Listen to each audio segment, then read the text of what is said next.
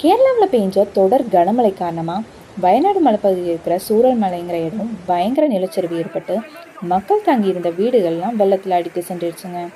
இந்த நிலச்சரிவில் பெண்கள், குழந்தைகள்னு இதுவரைக்கும் 300க்கும் மேற்பட்டோர் இறந்திருக்காங்க. மேலும் நிலச்சரிவில் சிக்கியவர்களை மீட்கும் பணியில் தேசிய பேரிடர் மீட்பு படையினர், இராணுவம், தன்னார்வலர்கள்னு தீவிரமாக செயல்பட்டு வந்துட்டு இருக்காங்க. அப்பப்போ ஏற்படுற மோசமான வானிலை காரணமாக மீட்பு பணியில் தாமதம் ஏற்படுது. முண்டகை சூரல் மலை நெரிச்சலில் காணாமல் போனவங்களை தேடும் பணி இன்றைக்கு 4வது நாளாக நடைபெற்று வந்துட்டுருக்கு. இதுவரைக்கும் 308 சடலங்கள் கண்டெடுக்கப்பட்டதாகவும் மேலும் 200க்கும் மேற்பட்ட சடலங்கள் கண்டெடுக்க வாய்ப்புள்ளதாகவும் தகவல் வெளியாயிருக்கு. மீட்பு பணிகளை தீவிரப்படுத்த வேணும்னா ஜேசிபி போன்ற இயந்திரங்கள் அந்த இடத்திற்கு கொண்டு வரணும்.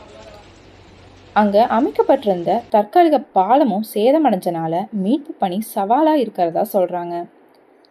சேதமடைஞ்ச பாலம் உள்ள இடத்துல தான் தற்காலிக பெய்லி பாலத்தை இராணுவ படையினர் தயார் செஞ்சிட்ருக்காங்க.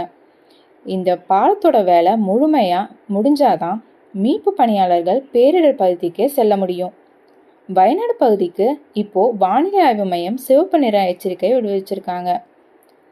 நிலச்சரிவு அபாயம் உள்ள பகுதியில் மக்கள் பாதுகாப்பான பகுதிக்கு செல்லுமாறும் மாவட்ட நிர்வாகம் அறிவுறுத்தியிருக்கு. இதுவரைக்கும் நடைபெறாத அளவுக்கு நிலச்சரிவு நடந்துள்ளதாகவும் கேரள அரசு தெரிவிச்சிருக்காங்க. கண்ணூர், கோழிக்கோடு, மலப்புரம்னு கடந்த 2 வாரமாக அதிக மழை பெஞ்சிட்டு வருது. ஒரே நாளில் 25 சென்டிமீட்டர்லேருந்து 35 சென்டிமீட்டர் வரைக்கும் மழை பதிவாயிருக்கு. இந்த அளவுக்கான நிலச்சரிவுக்கு என்ன காரணம்னு வாங்க தெரிஞ்சுக்கலாம். பொதுவாக கேரள மாநிலம் குன்றுகள் மற்றும் மலைத்தொடர்களால் ஆனது. இது போன்ற பகுதிகளில் மலைச்சரிவு 20 டிகிரி வரை செங்குத்தாக இருக்கிறதுனால கனமழை பெஞ்சா நிலச்சரிவு தவிர்க்க முடியாதுன்னு சொல்கிறாங்க.